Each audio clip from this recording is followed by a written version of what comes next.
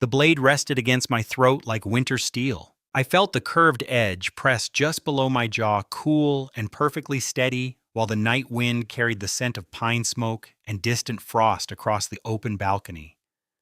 Below us, the grand hall of Blackspire Manor glowed with 1,000 oil lamps and crystal chandeliers. Laughter rose like music, flags of merchant houses and mercenary companies swayed above the dancers. No one glanced upward. No one imagined that on the shadowed balcony high above the crowd, a human man stood motionless while an orc woman held a knife to his neck. Kalara Draven leaned closer. Her breath brushed my ear, warm against the chill. "If you keep staring down at them like a man waiting for the noose," she whispered, "everyone will know this is a performance. I am currently being held at knife point by my fake companion." No. A low, rough sound, almost a laugh, escaped her. "I am keeping you breathing." Two separate matters. Kalara. Smile. "I see nothing amusing here." "Then look at me as if you would rather kiss me than breathe." I turned my head slowly. Firelight from the hall below caught the left side of her face. Her amber eyes were darker tonight, almost burnt gold. A thick braid of black hair was pulled high, revealing 2 small iron rings in her left ear. Black leather armor clung to her tall, powerful frame. Broad shoulders, strong arms, every line shaped by war rather than comfort. She was striking in the way a drawn sword is striking. Danger registered first, beauty arrived a heartbeat later. "You have 3 heartbeats left," she said. "After that I will kiss you myself if you do not start first." I glanced down once more. In the center of the crowd, my former wife stood beside the man she intended to marry. Seraphine wore pearl silk and the sapphire necklace I had spent half a year's wages on for our first anniversary. Her hand rested lightly on the arm of Dorian Solace, heir to the Salt Council, the man who had waited at the edge of our marriage like a patient shadow for years. Kalara eased the blade a fraction away from my skin. Her free hand caught my chin and drew my face down to hers. "Look at me," she ordered softly. I did. Better. Her eyes narrowed the smallest amount. "Now remember why you agreed to this arrangement." I remembered. 3 days earlier, I had still been a married man. I remembered the exact moment Seraphine placed the divorce papers on the dining table as though filing a final ledger entry. Candlelight, the faint scent of orange blossom, roasted venison with thyme. Everything arranged as if she were about to speak something gentle, something that could still be mended. Instead, she said, "We should end this here, Tristan. My name is Tristan Vale, 30 years old, senior contract clerk and fraud examiner for the East Harbor Guild. I possessed no noble title, no ancestral lands, no storied crest. I had only steady hands that could read every hidden lie inside a shipping agreement and 4 years of love for a woman named Seraphine Marlowe. At least I had believed it was love. That evening she sat across from me in sea green silk, spine, straight, beautiful, and composed, in the way only certain cruelties can be. "End it," I asked. "Divorce." She spoke as if correcting a minor column in a ledger. Legal, civil, discreet. Discreet for whom? For both of us. Why? She exhaled a small sound I once loved. "Because we have reached the limit, Tristan. You know it." "I don't." "You do." Her gaze never wavered. "You simply refused to name it." I did not touch the paper.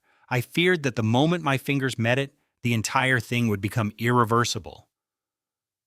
"Is there someone else?" I asked. She paused. That single pause answered everything. "Yes," she said. I laughed once short dry, not because anything was amusing, but because laughter was the only thing keeping me from shattering something expensive. "Who it no longer matters. It matters to me." She looked toward the window. "Dorian." Of course it was Dorian Solace. Wealthier, better connected, future already polished and waiting. The kind of man a woman like Seraphine would never need to apologize for standing beside. How long, I asked. A few months? A few months? While I had taken extra shifts at the harbor to clear the house debt. While I had sold my father's sword to help fund her new silk shop.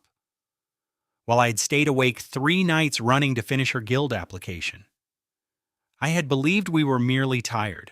I had believed we were simply passing through a rough season. She had already walked away. You don't have to look at me like that, Seraphine said. I did not betray you in any sordid manner. No, I never shared his bed while I was still your wife. That sentence cut deeper than any crude confession could have. It meant she had prepared a clean moral exit. I stared at her for a long time. What was I to you these past months, I finally asked. Your husband. And a decent man. Her voice softened the smallest fraction.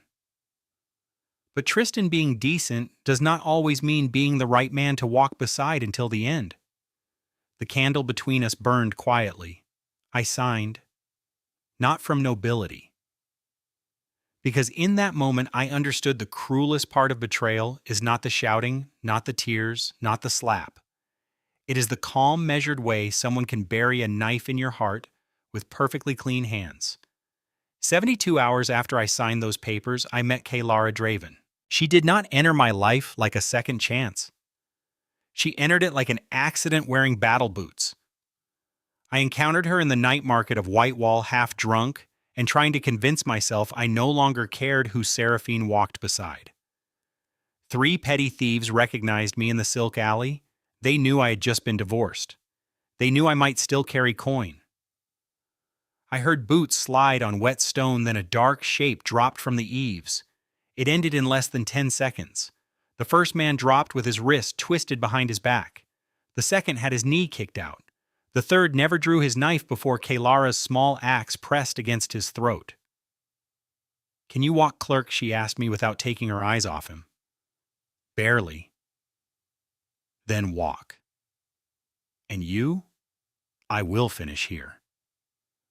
Those were the first words Kaylara Draven ever spoke to me. I should have kept walking. Instead, I turned back. And that was the true beginning of this story. The morning after the alley fight, the Black Axe Tavern smelled of wood smoke, spilled ale, and hot iron from the forge next door. I pushed open the heavy oak door just after dawn, my boots still damp from last night's rain. The place was half full of mercenaries and caravan guards, finishing their breakfast before another long day on the road. Low conversations rumbled like distant thunder. No one paid me much attention. I was just another pale-faced clerk in a plain coat. Kaylara Draven sat alone at a corner table near the back wall. She had changed out of her battle leathers into a dark wool tunic with the sleeves rolled high, exposing forearms scarred by old blade work and rope burns. A thick braid still held her black hair, but a few strands had escaped and curled against her neck. Before her lay a simple meal, coarse barley bread strips of smoked meat, and a tall mug of dark barley beer. She ate with quiet efficiency, each bite measured as though food was fuel rather than pleasure. I stopped a few paces away. She did not look up immediately, but I knew she had noticed me the moment I crossed the threshold. I came to thank you properly, I said. She swallowed, set the bread down, and finally lifted her amber eyes. I don't work for thanks. I guessed as much. Sit. I sat. The bench creaked under my weight. The tavern fire crackled behind her painting, shifting gold across the green of her skin. Up close in daylight, the small iron rings in her ear caught the light like tiny warnings.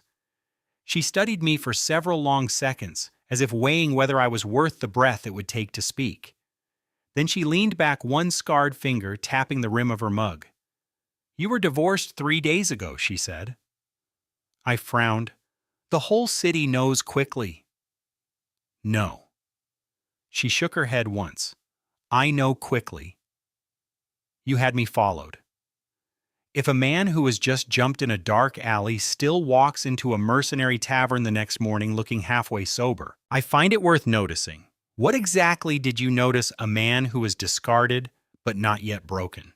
She shrugged a small motion that made the leather of her tunic shift across broad shoulders. Rare. I almost laughed, but the sound died in my throat. You begin negotiations this way. Yes. She leaned forward slightly, elbows on the table. Because I have an offer. Something in my chest tightened the same slow, wary pull I had felt the night before when she dropped from the eaves. Since signing those papers, nothing in my life had felt like an offer, only losses. Speak, I said. In the next 3 months, she continued, voice low, and even I need a human man who can walk beside me into places an orc mercenary alone cannot easily enter. I stared. Me, you. Why? Because your face is clean, your profession is clean, you are not noble, so the nobles will underestimate you enough to let secrets slip. You are not stupid, so you will hear the lies. Her amber eyes held mine without blinking. And because you were just left behind. The last reason sounds insulting. It is an advantage. She took a slow sip of beer. Men who have been betrayed tend to fall into one of two patterns. Either they soften like wet clay, or they grow cold enough to see what others try to hide. I believe you are the second kind. I remained silent. The fire popped. Somewhere across the room, a mercenary laughed too loudly at a dirty joke. She went on, each word deliberate. The Iron Fang Company is preparing to sign a protection contract with the West Harbor Alliance. To secure it, I must appear at several banquets, auctions, and council tables as something more than a blade that kills. I need someone standing beside me who makes the entire picture acceptable. You need an escort for high society. I need a public lover. I looked at her, then at my own hands resting on the scarred tabletop, then back at her. Kelara did not smile. She was entirely serious. I think you chose the wrong man. No. She reached into her tunic and slid a folded sheet of cheap newsprint across the table. I chose the man who needs to be seen differently. I unfolded the paper. The crude woodcut illustration was unmistakable, Seraphine and Dorian standing together at last night's gala. The headline beneath read in bold letters, "Marrow Silk Heiress appears with Salt Council heir. Only 3 days after dissolving previous marriage." The ink still smelled fresh. I stared at the image until the edges blurred. Kelara pushed the paper a fraction closer. I am not offering this arrangement for revenge, she said. Revenge is a poor motive. It makes people careless. I am only saying that if you stand beside me for the next 3 months, the city will be forced to look at you differently, and they will look at her differently too. What do you gain? Access to the tables I need. Doors that open to the man I truly must meet. And she paused, the first real hesitation I had seen in her. The certainty that for 3 months no one will see me only as steel that kills. That last sentence landed heavier than any of the others. I had watched how people in Whitewall looked at orcs. Fear first, desire, second respect, almost never. Where exactly do you need to go? I asked.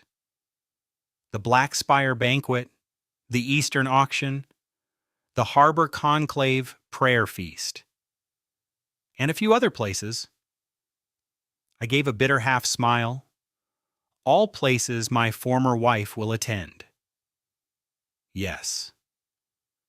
I'm beginning to think your planning is a little too precise. I am a mercenary. Precise is how I stay alive. I finished the last of my own beer. The mug felt heavy in my hands. Terms. She answered without pause, as if she had rehearsed them since the alley. No lies when we are alone. No unnecessary touching beyond what the role requires unless both agree. No interference in each other's real work. 3 months. After that, we part cleanly. And if one of us breaks the terms, the deal ends. I looked at her hands on the table, large, calloused, yet the fingers surprisingly long and careful. Those hands had twisted a man's wrist last night without effort. Now they rested quietly waiting. "What do I gain besides being seen?" I asked. Kelara leaned back, her amber eyes darkening again. "You learn how to become the kind of man who does not need anyone else's choice to know his own worth." I hated how cleanly the words struck. They landed exactly where the divorce papers had left an open wound. I stared at the newspaper between us for another long moment. Seraphine's face in the illustration looked composed, triumphant. Dorian's hand rested on her waist with casual ownership. I folded the paper once, then again, until it was small enough to disappear into my coat pocket. "I accept," I said. Kelara gave a single slow nod. No triumph, no relief, only the quiet acknowledgement of a contract sealed. We wrote the terms on the back of that same scandal sheet, 3 short lines, 2 signatures, 1 firm handshake, across the scarred table. Her grip was warm, calloused, and surprisingly steady. From that moment, I became on paper at least the public companion of Kelara Draven. Later that same evening, she sent a tailor, a barber, and the owner of a public bathhouse to my door. They arrived without warning, carrying fresh clothes the color of midnight slate shears and scented oils. "You are overdoing it," I told her when she appeared in my doorway, arms crossed, watching the tailor pin the new coat to my shoulders. "No," she replied, leaning against the frame. "I am restoring you to a shape the city can recognize. Very touching. Hold still. Tie the cuff properly." I should have felt irritation. Instead, her blunt efficiency settled something restless inside me. She did not comfort. She did not ask if I was all right. She simply pulled me upright and made me keep moving. 3 days after the divorce, I walked into the Black Spire banquet with an orc mercenary at my side. Her hand rested on my arm. Firm, warm, impossible to ignore. The crowd parted like water around a blade. The first person who saw us clearly was Seraphine. Her glass paused halfway to her lips for the smallest fraction of a second. Nothing more. But I saw it. And in that single skipped heartbeat, I understood exactly why Kelara had chosen me. Some people only truly notice you when you appear in a form they can no longer control. The rumors spread through Whitewall faster than winter frost. By the next morning, every clerk in the East Harbor Guild Hall was stealing glances at me. Whispers followed me down the marble corridors like trailing smoke. Vale showed up at Black Spire with an orc mercenary, the one from Iron Fang. They looked too comfortable. I kept my head down, pen moving steadily across shipping manifests, but the ink felt heavier than usual. The city had decided I was no longer the quiet man who had been discarded. I had become the man walking beside Kelara Draven. She did not treat the role like a game. The afternoon after the banquet, she met me at the edge of the old harbor district where the stone piers smelled of salt and tar. No grand entrance this time. She wore a simple dark cloak over her armor hood, lowered braid tucked inside. The wind tugged at the hem, revealing the scarred leather beneath. "Lesson 1," she said without greeting. "You do not walk into a room like you are apologizing for existing." I raised an eyebrow. "I thought we were only pretending at the banquets." "We are. But pretending well means learning the steps." She started walking along the pier. I fell in beside her. Our boots struck the wet stone in the same rhythm. "At the Eastern auction tomorrow night, you will not look at the floor. You will not speak only when spoken to. You will stand like the man who chose to be there." The sea crashed against the pilings below us. Gulls wheeled overhead, their cries sharp against the gray sky. "Why does it matter how I stand?" I asked. "Because the people we need to reach watch posture before they watch words." She glanced sideways at me, amber eyes catching the weak sunlight, And because if you keep carrying yourself like the husband Seraphine left behind, the entire performance collapses. I did not answer immediately. The wind carried the faint scent of her leather steel, and something sharper like crushed evergreen. We walked the length of the pier in silence, the only sound the lap of water and the distant creak of mooring ropes. At the far end, she stopped, turned, and faced me. "Stand straight," she said. I did. Shoulders back, chin level, eyes on mine. I met her gaze. The amber was steady, unblinking. For the first time, I noticed a thin white scar running through her left eyebrow, almost invisible unless the light hit it just right. "Better," she murmured. "Now imagine every person in that auction hall is measuring you. They will decide in the first 3 seconds whether you are a prop or a threat. Choose threat." I felt the shift in my spine, small but real. She nodded once. "Good. Tomorrow you will use that." The Eastern auction was held inside the Hall of Mirrors, a vast circular chamber whose walls were lined with polished silvered glass. Every movement reflected back 100 times, turning the crowd into an endless sea of silk and steel. The air smelled of beeswax candles, expensive perfume, and the faint metallic tang of old coin. Kelara wore black again, but this time the cut was sharper, high collar, long sleeves that ended in silver cuffs shaped like wolf teeth. I wore the midnight slate coat she had ordered for me. When we stepped through the tall doors together, the reflections multiplied us into an army of identical couples. Heads turned, conversations faltered. We moved through the room slowly. She did not rush. Her hand rested on my arm with the same firm warmth as the night before, but now it felt less like theater and more like an anchor. At the bidding tables, we paused near a cluster of sealed contracts. The auctioneer's voice droned over the crowd, offering protection routes, rare spices, and shipping rights. Kelara's eyes scanned the room once, then settled on a particular parchment being passed among bidders. "Watch the numbers," she whispered, lips barely moving. "Tell me what you see." I focused. My years reading contracts had trained me to notice patterns others missed. 3 bids in a row for the southern escort routes climbed far higher than the cargo value justified. The bidders were anonymous, but the proxies raising their paddles all shared the same nervous tick touching the left cuff of their coats. "Dorian's people," I said under my breath. "They are inflating the price. Not to win the route, but to make it look more valuable than it is. Someone wants the council to believe the southern seas are suddenly dangerous." Kelara's fingers tightened on my arm, the only sign she had heard.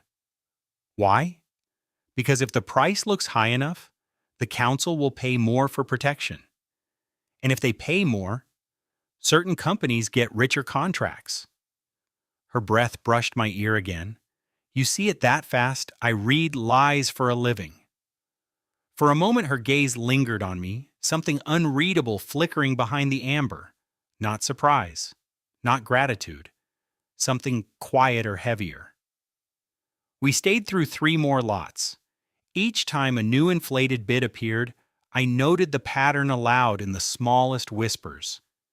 She listened without interrupting, her body close enough that I could feel the steady rise and fall of her breathing through the leather.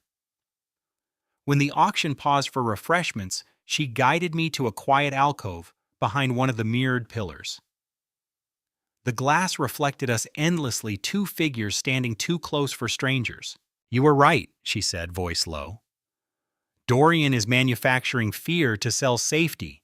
If he controls the inflated routes, he controls the next council vote on mercenary contracts. And you need those contracts. I need the ones that do not come with his strings attached." The alcove smelled of polished silver and the faint citrus oil used to clean the mirrors. Candlelight fractured across the glass, scattering gold across her green skin. I started to step back to give her space the way the agreement demanded. She did not let me. Her hand caught my wrist, not hard but certain. The calluses on her palm pressed against my pulse. "Tristan," she said, using my name for the first time without the roll. "You are not just reading numbers tonight. I looked down at her fingers around my wrist. What am I doing? Making me believe the performance is not entirely a performance. The words hung between us fragile as the reflections around us. I did not pull away. Neither did she. The moment stretched slow and deliberate until the auction bell rang again, calling us back to the floor. Later, when the hall had emptied and the last carriage wheels clattered away into the night, we walked the quiet streets toward the lower district. The air had grown colder, carrying the scent of coming snow. Our boots left dark prints on the frost-dusted cobblestones. At the corner where our paths would split, she toward the Iron Fang barracks. I toward my empty house. She stopped under the glow of a single street lamp. "You did not have to stay for the last 2 hours," she said. "I know." "Then why did you—" I thought of the way she had listened when I spoke of the bids, the way her hand had remained on my arm even when no one was watching, the way her eyes had not left mine in the alcove. Because for the first time since signing those papers, I answered I did not feel like the man who was left behind. I felt like the man who was choosing to stay. Kalara studied me for a long time. The lamplight turned her amber eyes to molten gold. Then she stepped forward, closing the last distance between us. This time there was no knife, no crowd, no performance. She kissed me. It was not fierce, not hurried. It was slow, deliberate, the kind of kiss that tasted of salt air and steel, and the quiet decision to stop pretending for one breath. When she pulled back, her forehead rested against mine for the space of 3 heartbeats. "I'm beginning to dislike how well you see things," she murmured. "Why, because it makes it harder to remember this was only supposed to be 3 months. She did not wait for an answer. She turned and walked into the darkness toward the barracks, cloak flaring once in the wind. I stood under the lamp until her footsteps faded, the taste of her still on my lips, and the cold night air suddenly feeling less empty than it had in years. The performance was no longer entirely a performance, and neither of us had said it aloud yet. The past refused to stay buried. Seraphine found me 3 days after the Eastern auction in the one place I thought she would never return, to the narrow stone staircase behind the old harbor library, where we had once stolen kisses between shifts when we were still poor and still believed love was enough. The steps were damp with morning mist. The air smelled of wet stone and the faint ink from the archives below. Tristan. I stopped halfway up, one hand on the iron rail. She stood 3 steps above me, wrapped in a pale sage cloak that made her skin look even fairer. The sapphire necklace was gone. In its place hung a simpler silver chain I did not recognize. Her eyes were tired in a way I had never seen during our marriage, tired, not triumphant. "Can we speak?" she asked. "We already spoke with paper and signatures." "Please." The word came out smaller than I expected. "Just once." I waited. The mist curled around our ankles like smoke from a dying fire. She descended 2 steps so we were almost level. "I did not come to argue about the past." "Then why are you here? To ask what Kalara Draven really is to you?" A short laugh escaped me before I could stop it. It echoed off the stone walls and sounded harsher than I intended. "You dissolved our marriage in 3 days and walked into a gala with Dorian Solace in front of the entire city. Now you want to know about my life." "I know how it looks," she said quietly. "No. You know how it looks from the outside. You have never known how it feels from the inside." Seraphine's fingers tightened on the edge of her cloak. "Dorian told me she did not approach you by accident."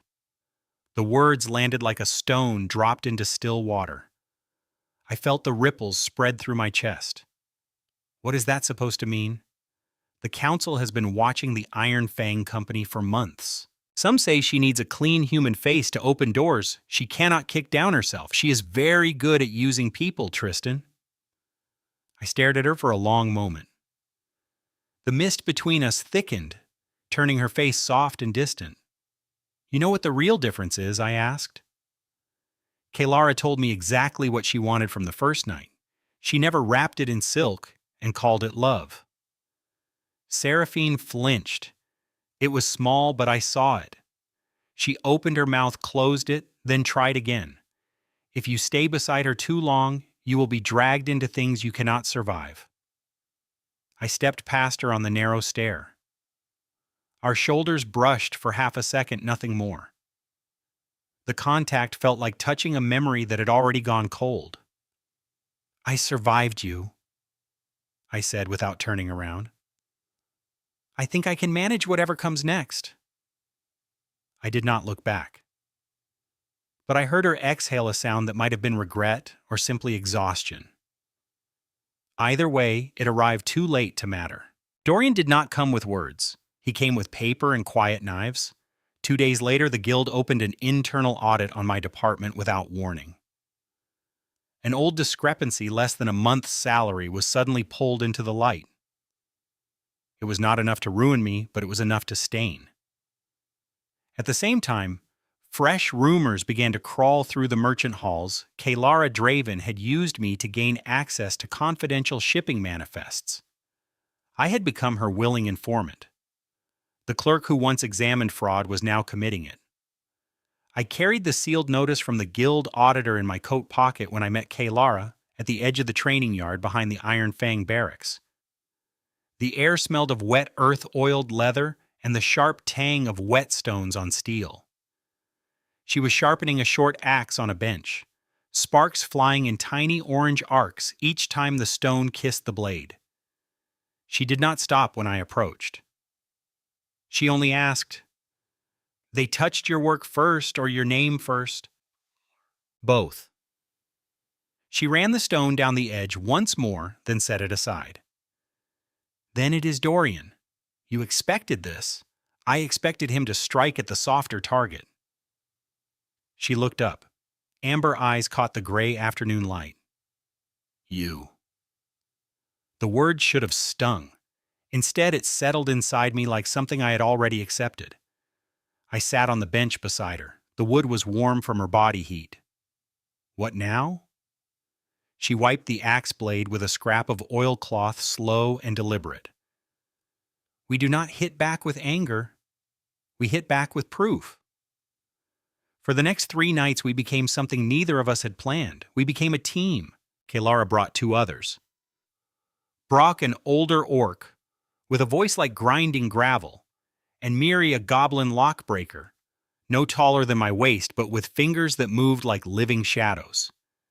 We met in an abandoned warehouse near the eastern docks where the smell of salt and rotting rope clung to every beam. Lantern light flickered across crates and old ropes. The 4 of us bent over ledgers I had copied and secret maps Miri had stolen and fragments of shipping manifests Brock had taken from careless guards. I read the columns until my eyes burned. Kaylara listened without interrupting, occasionally asking a single sharp question that cut straight to the heart of the lie. Each night the air grew colder. Each night her shoulder brushed mine when she leaned in to see a number I pointed at. Each night the space between us felt smaller. On the 3rd night we found it. Dorian had inflated protection fees on 3 southern routes by creating false reports of pirate activity. The pirates were his own men wearing different colors. The money flowed into quiet accounts that eventually circled back to the Salt Council. If the scheme succeeded, he would control the next major mercenary contract and the council vote that came with it. Kaylara stared at the final ledger page for a long time. The lantern flame reflected in her eyes like distant fire. "He is not just buying your wife," she said quietly. "He is buying the harbor." I closed the book. My fingers left faint prints on the leather cover. "We take this to the council, not yet." She set the axe across her knees. "If we show it now, he will cut off a few fingers and claim the hand was never his. We make him reach too far. Then we cut the whole arm." She looked at me, not as a partner in a performance, not even as a temporary lover. She looked at me like someone who had begun to count the cost of keeping me close. "You do not have to stay for this part," she said. "I know." "Then why are you still here?" I thought of Seraphine on the library stairs, of the divorce papers on the dining table, of the way Kay Lara had dropped from the eaves that first night and asked nothing in return except honesty. Because I'm tired of being the man who signs papers and steps aside, I answered, "This time I want to be the one who stays." Kay Lara was silent for so long I could hear the distant creak of ships at anchor. Then she reached across the small space between us and took my hand. Her palm was warm, rough, and certain. That night we set the trap. A forged shipping manifest for a valuable weapons shipment through the Cold Hollow Pass was allowed to leak through the right channels. Dorian's people took the bait within hours. They moved too soon, too greedily. Kalara led the intercept at the pass herself. I stayed behind with the original documents and 3 council representatives she had quietly invited to witness. When the forged seals were compared to the real ones under lantern light in a small stone guardhouse, the truth became impossible to deny. Dorian lost 3 major roots.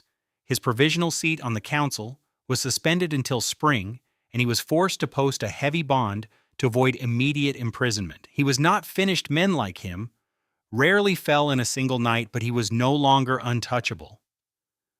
Seraphine was present at the emergency hearing. She stood at the back of the chamber, pale and silent, while the evidence was read aloud. When it was over, she looked at me across the room for a long moment. Not with anger, not with triumph, only with the stunned recognition of someone watching a door close that she had once believed would always remain open. She did not speak to me. I did not need her to. That same night, after the lanterns in the council hall had been extinguished and the city had begun to settle, Kay Lara took me to the eastern wall overlooking the harbor. The wind was sharp and carried the smell of open sea. Below us, the lights of Whitewall glittered like scattered coins. She leaned on the stone parapet, arms braced braid, lifting in the gusts. "Half the first battle is over," she said. I stood beside her. Dorian was only the surface. "Yes." She turned her head slightly. The lantern on the wall painted gold along the edge of her jaw. There are still people inside Iron Fang who want to use me and discard me once the contracts are signed. They are not finished. I looked at her profile for a long time. "And you still intend to walk straight into it?" She gave a small, tired smile. "You ask a mercenary that question?" I reached out and brushed a loose strand of hair from her cheek. My fingers lingered longer than the gesture required. "If I told you to leave the city tonight," she asked quietly, "would you go no?" "Why?" "Because I am done being the man who is left behind." I met her eyes. "And because if I have to stand in the middle of a war, I would rather stand in it with you." Kay Lara closed her eyes for one slow breath. When she opened them again, the amber had softened into something warmer. Something that looked almost afraid. She stepped closer until the wind could no longer pass between us. Then she kissed me. Not the calculated kiss from the alcove. Not the sudden one outside the barracks. This one was slow, deep, and deliberate, like a decision finally spoken aloud. When she pulled back, her forehead rested against mine, and her voice was barely above the wind. "You are making this dangerous, Tristan Vale." "I thought you liked dangerous." "I do." Her fingers curled into the front of my coat, but I'm not used to having something I'm afraid to lose. We stood like that for a long time while the harbor lights flickered below us, and the city slept on, unaware that the quiet clerk and the orc mercenary had just crossed a line neither of them could uncross. The first battle was over. The real war had only just begun. The first spring council of the Iron Fang was held inside the Iron Hall at the foot of the western cliffs. Snow still clung to the black stone walls in dirty patches, but the wind had lost its winter bite. Torches burned in iron brackets along the long central aisle, throwing restless shadows across the gathered captains, lieutenants, and elders. The air smelled of damp wool, oiled steel, and the faint bitterness of old ale from the night before. I stood at Kay Lara's left shoulder, dressed in the same midnight slate coat she had chosen for me months ago. It felt heavier now, as if it carried every secret we had uncovered together. She wore her formal armor black plates, edged in silver, the wolf tooth insignia of her company gleaming at her throat. Her braid was tight, her back straight, but I could see the faint tension in the set of her jaw. The hall was not kind to outsiders. Eyes slid over me like blades testing a shield. Some were merely curious, most were hostile. A human clerk standing beside one of their own during a command vote was something they had never seen before. Magoran sat at the head table, her aged face carved from granite. She did not smile. She only nodded once when Kalara and I stepped into the circle of torchlight. The first speaker rose, a broad-shouldered captain named Garak, voice like grinding stones. We have heard the reports from the Cold Hollow Pass. The southern routes are secure. Dorian Solace has been pushed back. But the real threat has never been the Salt Council. He looked straight at Kalara. It is the shadow inside our own house. Some say certain captains have grown too comfortable with power. Some say they have made quiet deals with the Arkthal Regency to trade loyalty for gold and future titles. A low murmur rolled through the benches. Kalara did not flinch. She stepped forward, voice clear and low, carrying to every corner without effort. I stand before you with proof, not rumors. The Arkthal Regency has been funding rogue companies wearing no colors. Their goal is simple. Keep the Iron Fang divided so they can buy the best blades at the lowest price. They do not want allies. They want tools. She gestured. Brock and Miri carried forward the sealed chests we had taken from the Cold Hollow intercept. When the lids were opened, the hall fell silent. Gold bars, stamped with the hidden seal of the Regency, forged orders. Letters addressed to captains whose names no one dared speak aloud. Garak's face darkened. And you bring a human to our council to accuse us? Kalara's hand brushed mine for half a second, barely a touch, but enough. I bring the man who helped read the lies you could not see. He has no clan, no title, no reason to lie for me. That is why his word carries weight here. I felt every eye in the hall shift to me. I stepped forward. My voice did not shake. I was once a man who signed papers and looked away. 3 months ago, I stopped. These documents are real. The gold is real. The threat is real. If you ignore it because I am human, you are not protecting your company. You are handing it to the highest bidder. The silence that followed was absolute. Then Magoran spoke, her voice cracking like old ice. Captain Draven has earned the right to command the Northern Line. The vote is open. One by one, the hands rose, some slow, some reluctant. But they rose.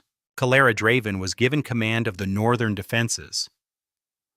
When the council finally adjourned and the torches were doused, the hall emptied until only the two of us remained in the vast echoing space. The smell of smoke lingered. The stone floor was cold beneath our boots. She turned to me. The torchlight had left faint gold flecks in her amber eyes. You could have walked away months ago, she said quietly. You still can. I looked at her for a long time. Really looked. At the small scar through her eyebrow, at the way her shoulders carried the weight of every decision she had ever made alone, at the quiet exhaustion she never showed anyone else. I'm not walking away, I answered. Why? Because the night you dropped from the eaves and asked me to walk, I stopped being the man who signs papers and steps aside. I became the man who stays. Kalara exhaled slowly. The sound was almost a laugh, almost a sigh.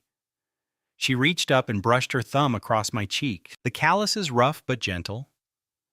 You're making it very difficult for me to remember how to be alone. Good, I said. We left the Iron Hall together as the first pale light of dawn touched the cliffs. The city below us was waking smoke rising from chimneys carts. rolling over cobblestones, the distant clang of harbor bells. None of it knew what had changed inside the black stone walls tonight. We walked the long road back toward my house in the lower district. The streets were still quiet. Frost glittered on the rooftops. Our boots left matching prints in the thin layer of new snow. At the front door she stopped. I turned the key and pushed it open. The house smelled of wood polish and the faint citrus oil I had begun keeping for her. It no longer felt empty. Inside, she closed the door behind us. The latch clicked softly. For the first time since the night we met, there was no performance left between us. No audience, no need to pretend. She looked at me across the small distance of my hallway and said the simplest thing she had ever said. Stay. I crossed the space between us and kissed her.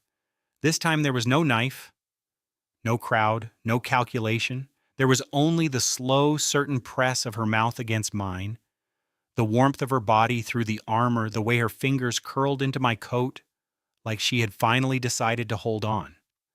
When we finally pulled apart, she rested her forehead against mine. I still do not know how to do this, she whispered. I have spent my life learning how to survive alone. Then we learned together, I answered. Slowly, the same way we did everything else. Outside the city continued its morning rhythm. Inside the fire I had left burning low in the hearth crackled softly. The house felt warmer than it had in years. Kaylara took my hand and led me toward the stairs. We did not speak of forever. We did not need to. 3 months ago, I had signed a paper that ended one life. Tonight, in the quiet space between one breath and the next, we had begun another. And for the first time since Seraphine had placed those divorce papers on the table, I was not afraid of what came next. Because whatever came next, I would not face it alone. Kaylara Draven was staying. And so was I.